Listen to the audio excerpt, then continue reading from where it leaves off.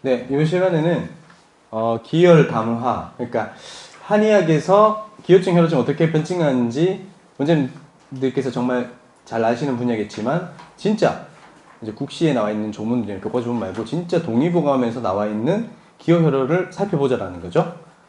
요걸 보고 이제 동의보감 각 조문별로 각 두면 안입이별로 기여 증세, 혈여 증세를 한번 쭉 이렇게 보고 나면 기여나 혈어 그 부신 피로 증후군이나 갑상선 기능 저하증 아니면 RT3만 조금 많이 증가된 로우 T3 신드롬 미토콘드리아 기능 저하증에 어떤 처방을 우선적으로 선택을 해야 될지를 감을 좀 쉽게 잡을 수 있을 것 같아서 준비를 한번 해봤습니다.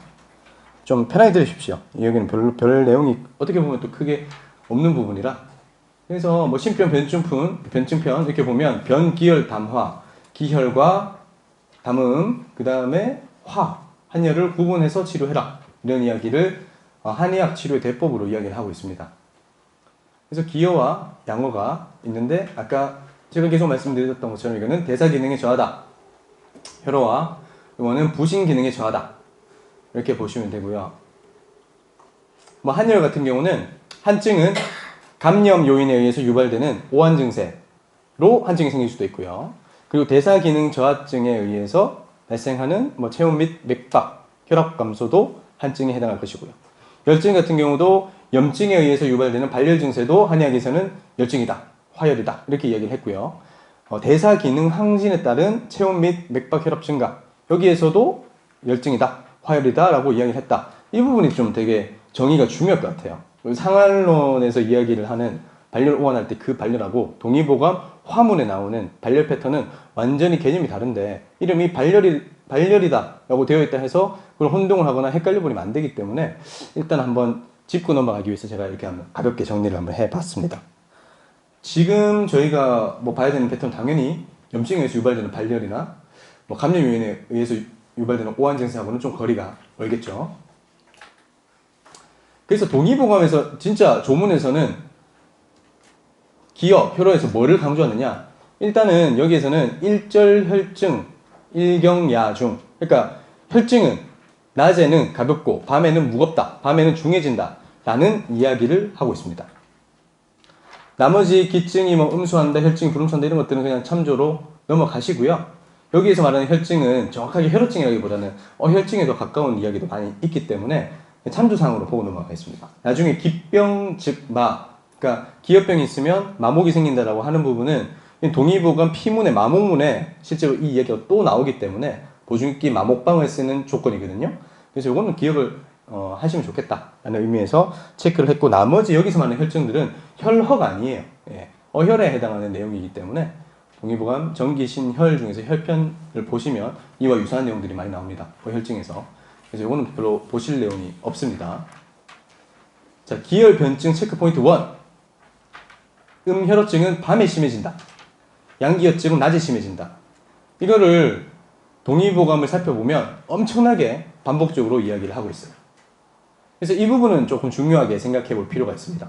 자, 그러면 여기에서 왜 음혈어증이 밤에 심해질까? 가 궁금하죠. 우리 환자분들 중에 밤에 증세가 심해진다라는 분들이 분명히 있는데 이거 그냥 그래 음혈어니까 사물지제 단순하게 써야겠다 이렇게 생각하는 것보다는 합리적인 의학적 이유가 있으면 좋잖아요. 그래서 제가 고민을 좀 많이 해봤습니다. 도대체 이게 뭘까? 근데 저희가 앞서서 음혈어는 부신피로다라고 이야기를 했죠. 그래서 음혈어증이 밤에 심해진다라고 하는 것은 부신에서 분비되는 코르티졸 분비의 일중 주기와 연관하지 않을까라고 생각을 하고 있습니다. 그래서 범병 주야경 중 밤과 낮에 병의 증세가 가볍고 심해지는 것에 대해서 신병문 편에서 이야기를 먼저 하고 있습니다. 보면 제가 이제 코르티졸의 주기를 이렇게 그려놨어요. 코르티졸 주기를 봐보면 새벽녘에 되게 이제 그 6시 되면 쫙 올라가기 시작해가지고 9시쯤에 아침 9시쯤에 최고조를 찍습니다. 그리고 쭉 떨어져가지고 오후 3시를 기점으로 해가지고 엄청 떨어지게 되죠. 그러다가 저녁 9시에서 뭐 자정인 한 12시까지 최저점을 찍게 되고요. 그렇게 이제 한 2, 3시까지 가다가 한 3시 정도 기점에서 슬슬 올라오기 시작해가지고 다시 6시를 지나면 코르티졸이 쫙 올라오는 패턴을 그리고 있습니다. 이것이 코르티졸 분비의 일중 주기라고 하는 것인데 저는 이게 이제 그 주야경주, 병의 주야경주와 관련이 있다고 보는 거죠. 코르티졸을 이때까지 제가 지금 이제 음혈어 화동에서 코르티졸 분비가 증가된다 이야기를 했는데 코르티졸 대신에 요거를 음혈어 병으로 치환을 시켜보면 딱 이야기를 하고 있지 않습니까? 오후쯤에 심해진다. 즉 코르티졸 분비량이 줄어드는 시점에 증세가 심해진다 라고 하는 것은 결국에는 부신 피로가 심한 사람이다 이렇게 이야기를 할 수가 있겠죠. 안 그래도 부신 호르몬이 부신 피로 때문에 적게 분비가 되고 있는데 일중 주기상에서도 엄청 적게 분비되는 시기가 되니까 그 증세가 심해진다 이렇게 생각을 해보고 있습니다. 그 보면 계속 이야기를 하죠. 낮에 심해지고 밤에 안정이 되는 것은 양병이다. 밤에 심해지고 낮에 안정되는 것은 음병이다. 낮에 발열이 나고 밤에 안정이 되는 것은 양기의 병이다. 그 다음에 밤에 뭐 오한이 있고 낮에는 안정이 되는 것은 이거는 음혈의 문제이다. 이런 이야기를 끊임없이 실제로 이야기를 하고 있습니다. 이거는 신병편인데 신병편 말고 동의보금 화문에 조혈편을 보겠습니다. 여기에서도 똑같은 이야기를 하고 있죠. 조혈 같은 경우에 평조혈자, 평조조혈자, 그러니까 새벽이나 오전에 조혈이 있는 것은 이거는 폐기의 문제다. 기하고 관련하거나 폐열, 기분의 열이 심하다. 이렇게 이야기를 하고 있고요. 일포조혈, 오후. 그러니까 우리가 뭐 코르티졸의 일중 주기를 봤을 때는 오후 한 3시 이후 떨어지는 시점을 이야기를 한다고 볼 수 있지 않겠습니까? 여기서 신기가 주관한다는 이야기가 있습니다, 실제로. 그래서 음분의 열이 있는 거죠. 그리고 신허열에 해당하겠죠. 그래서 보면은 뭐 골증열, 이 사열, 혈중지화. 그러니까 혈중에 있는 음분의 혈분의 화, 음분의 화를 내려라. 이런 이야기를 하고 있습니다. 그래서 기허한 어떤 조혈자에게 쓰는 처방과 혈허한 조혈자에게 쓰는 처방, 그리고 야간에 조혈이 있을 때 쓰는 처방들 이렇게 이야기를 하고 있는데 뭐 혈허나 아니면 야간에 있는 조혈이나 이런 것들은 다 오후 조혈이나 야간 조혈이나 다 음혈허 약물을 쓰면서도 황금이나 황련 뭐 이런 것들을 통해서 아니면 지모 황백, 지골피 이런 것들을 통해서 열을 내리고자 했음을 쉽게 파악을 할 수가 있습니다. 그러니까 정리를 한번 하자면 오전의 조혈은 폐기가 주관하므로 기허와 연관이 된다. 오후의 조혈은 신기가 주관하므로 음혈허와 연관이 된다. 기허조혈 처방은 인삼청기산, 혈허조혈 처방은 사물이련탕이나 복리무시동 기본으로 한다라고 알려져 있는데 뭐 이런 내용보다는 하여튼 저녁에 심해진다. 신기가 주관하고 음혈허와 연관한다. 신음호다. 이 이야기가 부신이다. 코르티졸의 일중 주기하고 연관을 한다. 이렇게 생각을 하시면 좋을 것 같습니다. 부신기능이 떨어져 있으니까 부신 호르몬이 일중에서 가장 분비가 적게 되는 시기에 증세가 심해진다. 이렇게 생각을 하시면 되겠죠. 부신과 관련된 질환에 있어서는. 그리고 두 번째 도안증입니다. 도안은 야간에 나는 땀이지 않습니까? 그러니까 밤에 나는 열과 연관을 지을 수밖에 없겠죠. 땀이 나는 이유가 발열을 해결하기 위해서 땀이 난다는 것이 생리학적 기본이니까요. 근데 이 도안의 병리학적 기전이 음허, 영혈, 지소생약. 그러니까 음혈허 때문에 생긴다고 얘기를 하고 있죠. 처방은 보음 강화를 해라. 그러니까 음허 화동을 잡아줘라. 이때까지 저희가 계속 이야기를 하고 있던 부신피로에 해당하는 증상에 해당한다는 거죠. 그러니까 어린이인데 밤에 땀이 많이 난다라고 한다면 저희가 아이인데도 불구하고 좀 이렇게 부신피로 증세가 좀 있구나 이렇게 판단을 할 수가 있지 않겠나 생각하고 있습니다. 그래서 처방은 유명한 처방이죠. 당기육황탕 그리고 사물탕에다가 지모황백 이런 것들을 가하는 처방을 써라. 음허 화동을 잡아준다. 이렇게 보시면 될 것 같습니다. 그래서 제일 아래쪽에 보면 도안은 신화 동심이다 라고 이야기를 대놓고 하고 있죠. 신화라는 단어. 그러니까 부신 피로에 의한 문제다라는 것을 이야기를 하고 있다 이렇게 보시면 될 것 같아요. 그리고 해수문에서도 마찬가지죠.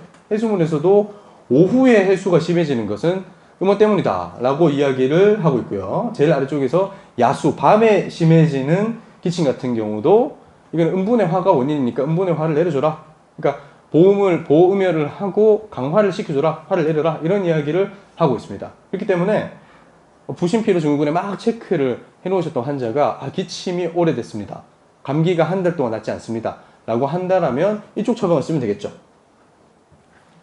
굳이 뭐 이 처방 안 쓰고 아까 전에 말씀드렸던 안심보심탕 이런 쪽에 약을 써도 뭐 크게 문제는 없지 않을까 생각합니다. 뭐 지모 황백 정도만 차이가 있지. 어차피 뭐 보혈지제에다가 보험지제 맹문도 첨문도 들어가고 하니까. 그래도 어쨌든 해수도 야간에 심해진다라고 해수는 부신피로하고 관련이 있지 않을까 이렇게 판단할 수가 있죠. 그래서 여기까지의 조문의 핵심은 결론적으로 음혈어병증은 오후나 저녁, 야간에 심해진다는 점이다. 이는 음혈어가 부신피질 호르몬의 일중 주기와 연관함을 파악할 수가 있다. 이게 이제 저의 1차적인 결론이죠.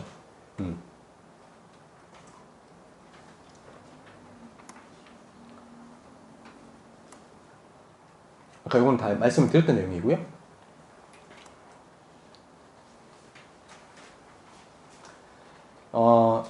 또 다른 편이죠. 동의보감 화문에 변, 양허, 음허, 이증, 양허하고 음허를 한번 구분을 해보자라는 게 나오고 있습니다. 그래서 제가 양허, 음허 관련된 변증과 관련된 걸 지금 다 모았다고 말씀드렸는데 많이 흩어져 있지만 같은 이야기를 또 하고 있는 거죠. 그래서도 보면 지금 낮에 증세가 심하고 밤에 가벼운 것은 구중무미해서 양허다, 음허가 아니다 이렇게 이야기를 하고 있고요. 오후에 반려를 해서 야반이 되면 그치는 것. 아까 한 새벽 한 2시쯤 되면 그때부터 코르티졸이 쫙 올라오지 않습니까? 그 이야기를 하고 있는 거죠. 이렇게 되고 구중에 입맛은 있다. 이렇다면 이거는 음허다. 즉 부신피로다. 라고 볼 수가 있다는 거죠. 그래서 뭐 다시 한번 동의보에서 이야기를 합니다. 양허지증은 위에 문제가 있는 것이고 음허지증은 신에 문제가 있는 것이다. 그리고 양기가 허한 것은 배가 고프거나 너무 부르거나 해서 위장을 상했을 때 그때 양기 허증이 발생하는 거고 박노, 성교를 과도하게 해서 신을 상하게 돼버리면 이때는 음혈이 부족해진다 라는 이야기를 하고 있습니다.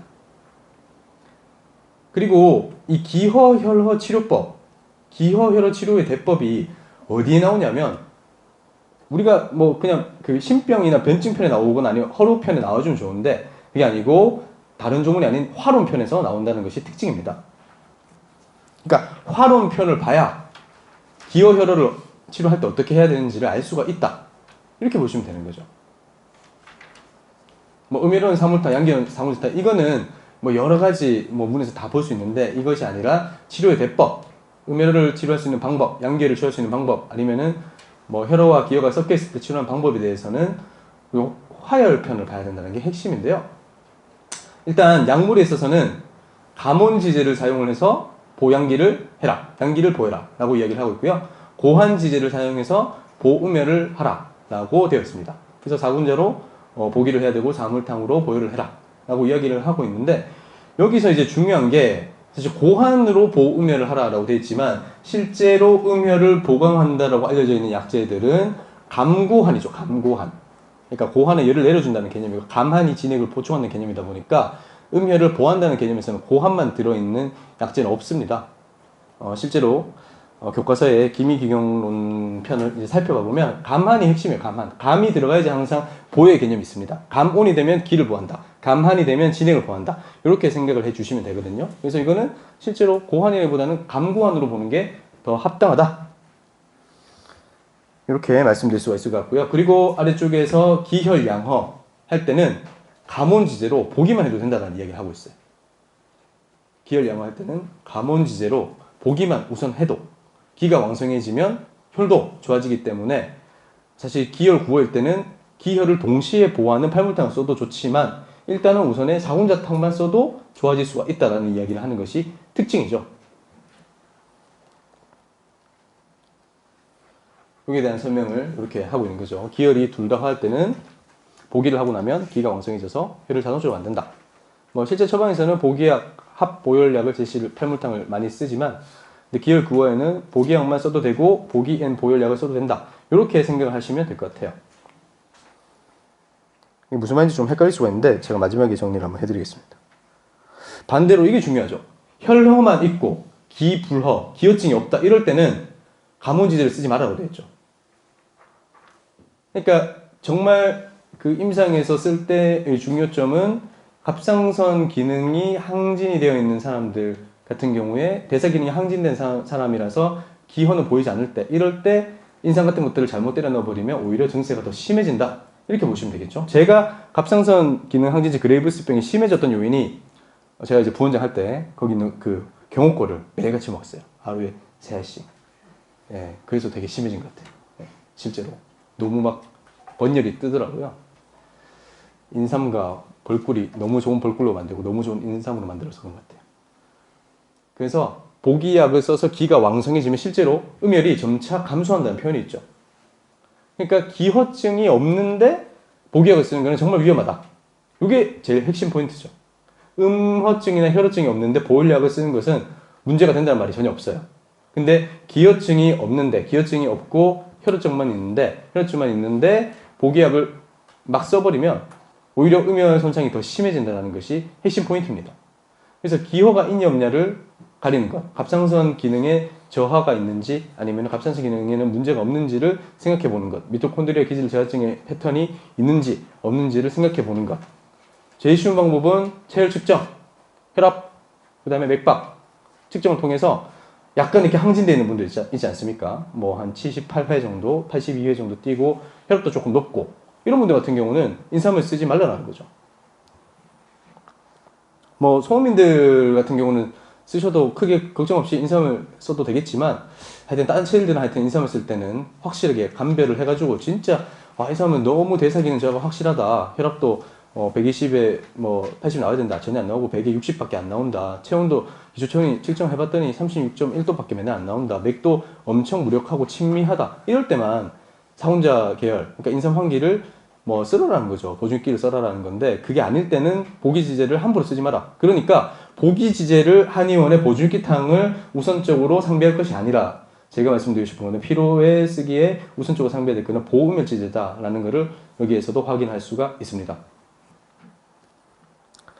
그래서 딱 두 가지로 구분을 하자면 이런 거죠. 혈흔약, 기혈구어 또는 기혈약. 네, 기혈만 있고 혈어가 없다 하더라도 지금 보혈지제는 쓰면 안 된다는 말이 전혀 없죠.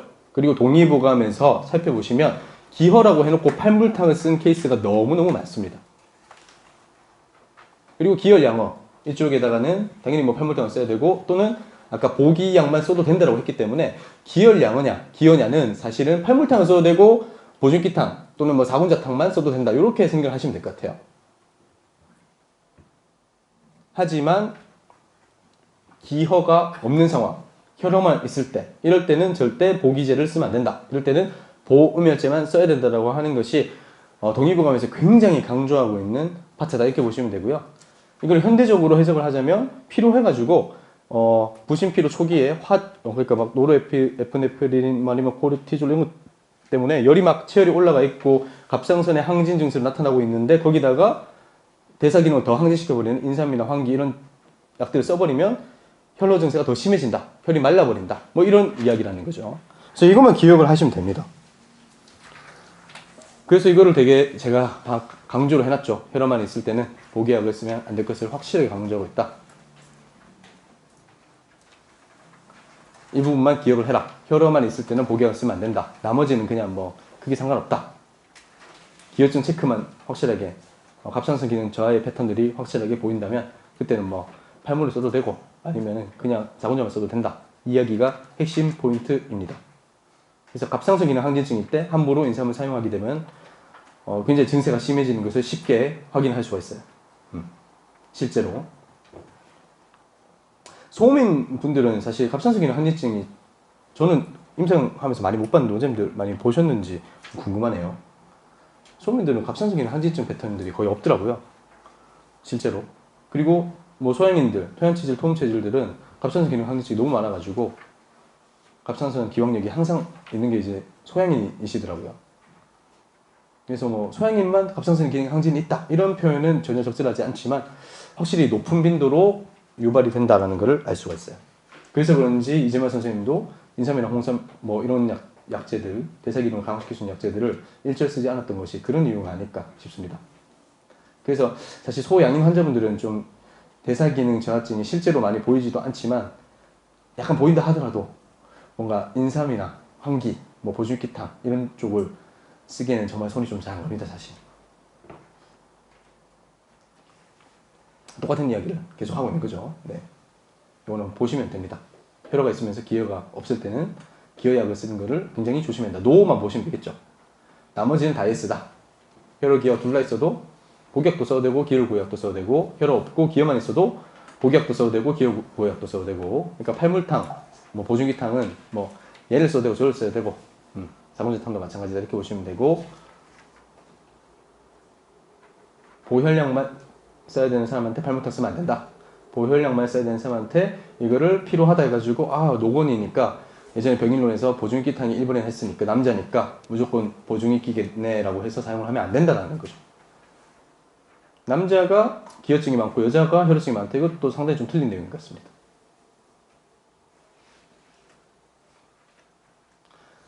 그리고 이제 기허열 같은 경우는 특이한 게 음허열이다, 기허열이다 이렇게 구분이 되는데, 음허열일 때는 음호 증세가 기본적으로 발열을 확실하게 동반을 하다 보니까 단순히 보음하는 약뿐만 아니고 열을 내려주는 약을 기본적으로 배합을 하게 돼 있는데, 기호로 인한 열일 때는 특이하게도 그냥 사군자탕, 보증기탕, 승액기탕 이런 보기제만 사용을 하라 이렇게 돼 있어요.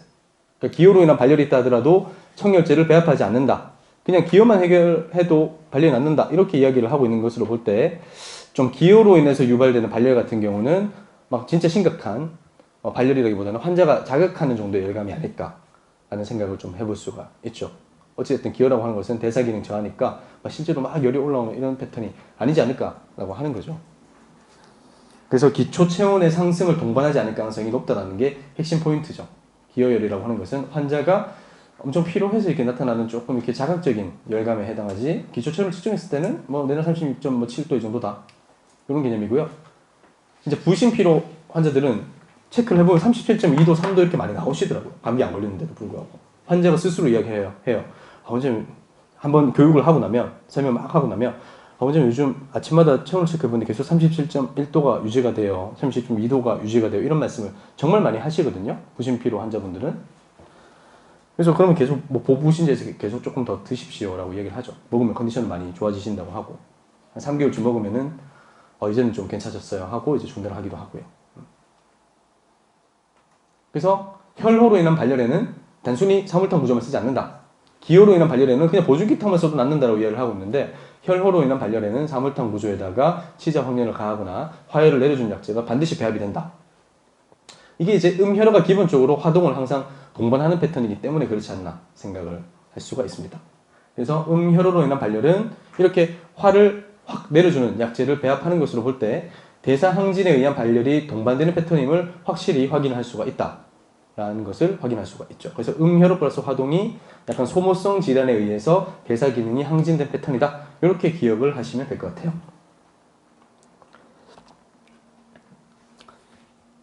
그래서 결론은 음혈호증은 소모성 질환에 따른 대사항진 패턴이다. 부신피로나 갑상선이 기능 항진이 막 일어나는 거다. 사실 부신피로에 의해서 갑상선 기능 항진이 일어나는 거다. 이렇게 볼 수 있겠죠. 제가 앞서 말씀드렸지 않습니까? 갑상선과 부신 이야기를 하면서. 그래서 양기혈증은 대사 저하에 따른 기초 체온 저하다. 이렇게 생각하시면 될 것 같고, 그렇기 때문에 음호혈어, 양호기혈을 정확하게 변증을 하기 위해서는 혈압 맥박 체온 체크가 필수적이고, 혈압 맥박 체온 체크를 하는 게 현대 생리학적인 개념이 아니라 동의보감에서 엄청 강조하고 있는 전통 한의학적인 개념이다 라는 것을 확실하게 인식을 해야 될 것 같아요. 혈압 체크하고 맥박 체크하고 체온 체크하는 게, 바이탈을 체크하는 게 전통 한의학적인 방식이다. 이건 절대 양방 내용이 아니다. 그래서 이게 똑같은 얘기입니다. 그냥 음증은 이제 음이 성한 것이다 라고 이야기를 해서 몸이 차다 이런 얘기 나오고요. 양증은 양이 성한 것이다 라고 해서 몸에 열이 난다 이런 얘기 나옵니다. 그래서 이건 넘어가도록 하겠습니다. 그래서 양이 승하다 라고 하는 것을 양증이다 라고 표현을 했고, 이게 대상진 패턴이다. 음승하다. 음증이고 이건 대사저하 패턴이다 라고 하는 건데, 이게 사실은 음혈허에 의한 대상진과는 좀 다르겠죠. 음혈허에 의해서 대상진되는 패턴들은 소모성 질환이라고 볼 수가 있고요. 이거는 양승은 양이 너무 과도해서 나타나는 거니까 이거를 좀 소모성 질환이라고 보기 좀 힘들다는 거죠. 그래서 석고, 폐위의 열을 사해준다 라고 알려져 있는 석고 패턴들을 써줘야 되는 처방에 해당하는 것이고, 음증, 음이 너무 승해서 대사기능 떨어진다 이런 것들은 좀 혈액순환에 되게 부전에 의해서 몸이 차단하는지 이런 쪽에 가깝다고 보시면 되겠죠. 대사기능 저하 패턴보다는. 그래서 이건 똑같은 음양허성 편에서 똑같은 이야기를 하고 있기 때문에 제가 이제 이렇게 똑같은 이야기를 여러 문에서 나눠줘 가지고 이야기를 하고 있다 라는 거죠. 여기서 말하는 양성이 아까 앞에서 말했던 양승에 해당할 거고요. 그리고 특징적인 것은 양어즉 외한이라고 해서 양어가 우리가 대사기능 저하로 봤을 때 대사기능 저하 패턴에서 추위를 많이 탄다라는 이야기, 갑상선 기능 저하증에서 추위를 많이 탄다는 이야기를 확인을 해볼 수가 있다. 중요한 거는 양성이 아니고 양허다. 이게 더 중요하겠죠. 저희는 지금 피로증후군을 보고 있고 기혈 허증을 보고 있으니까요.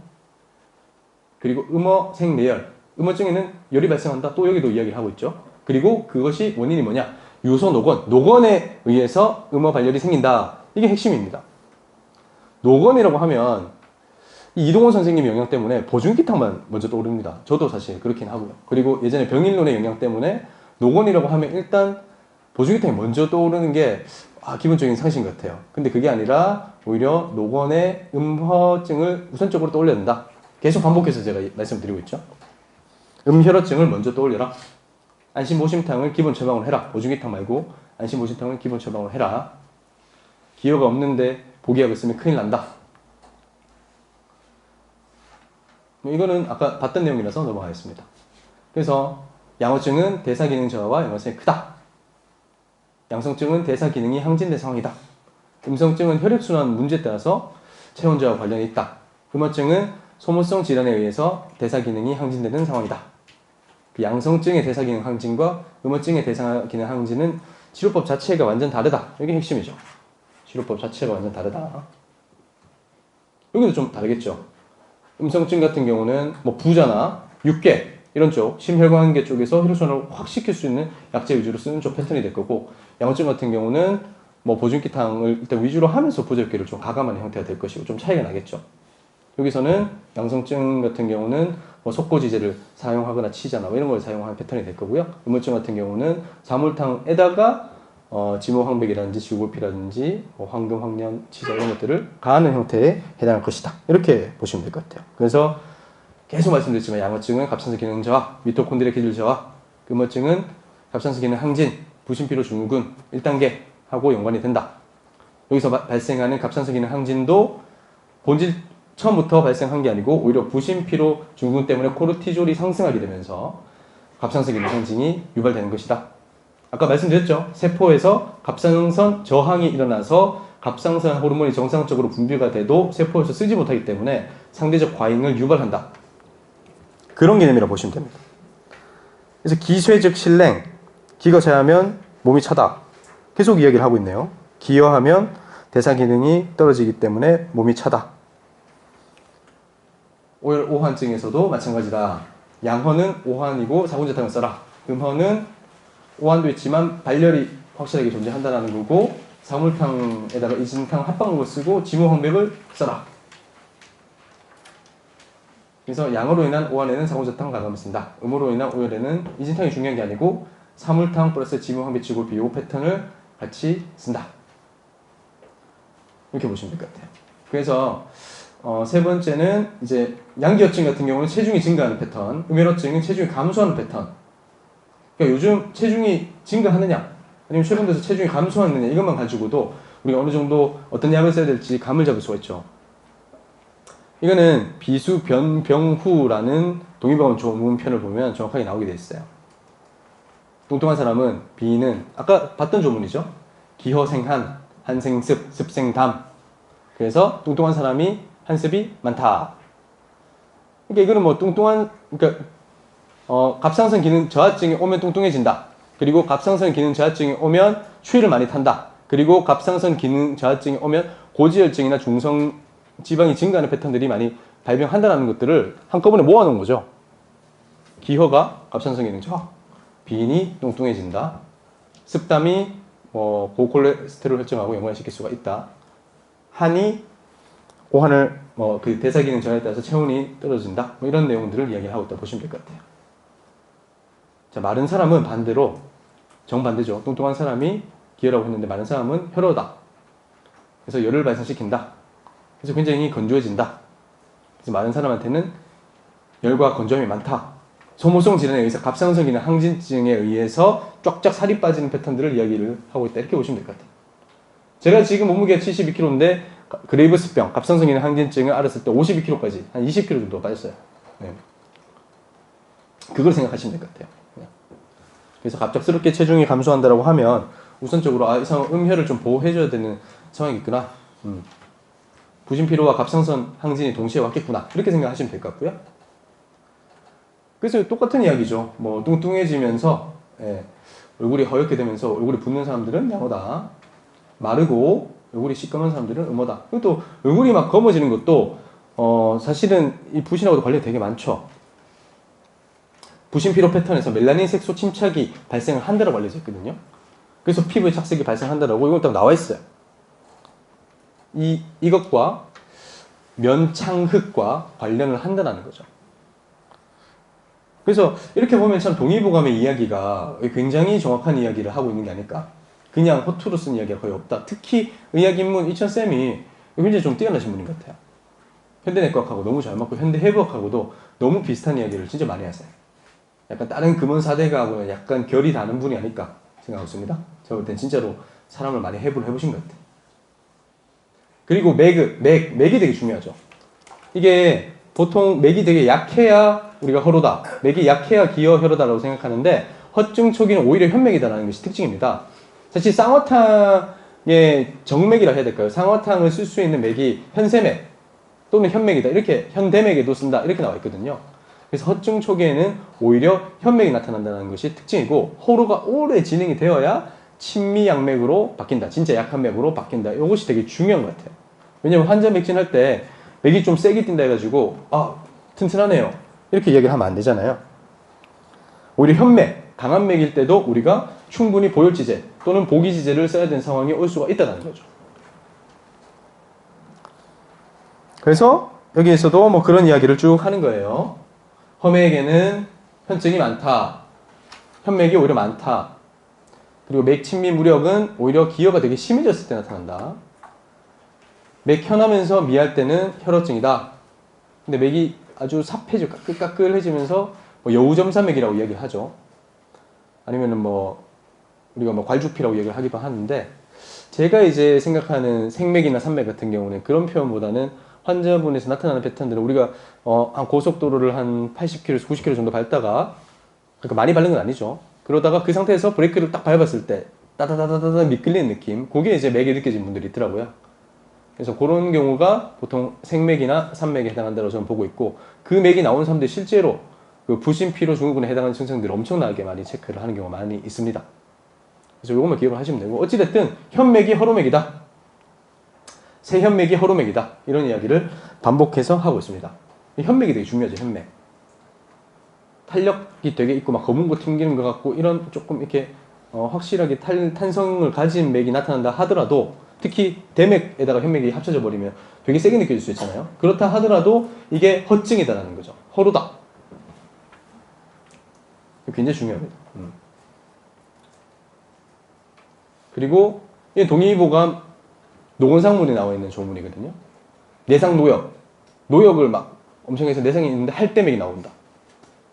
그리고 급대 이삭한 맥이 나온다. 노역이 과도할 때 음식실절, 노역과심, 태과지맥이 나온다. 노역이 과도해도 태과맥이 나온다는 것이 또다시 반복해서 이야기를 하고 있죠. 아까는 허로편에 나오는 맥상이고 여기는 내상편에 나오는 맥상인데 똑같은 이야기를 하고 있다. 그래서 맥이 세게 뛴다 해서 건강 상태가 좋은 것이 절대 아니다. 맥이 세게 뛰면 뭐 피곤한 거 없다. 이런 개념들은 좀 버려야 된다는 거죠.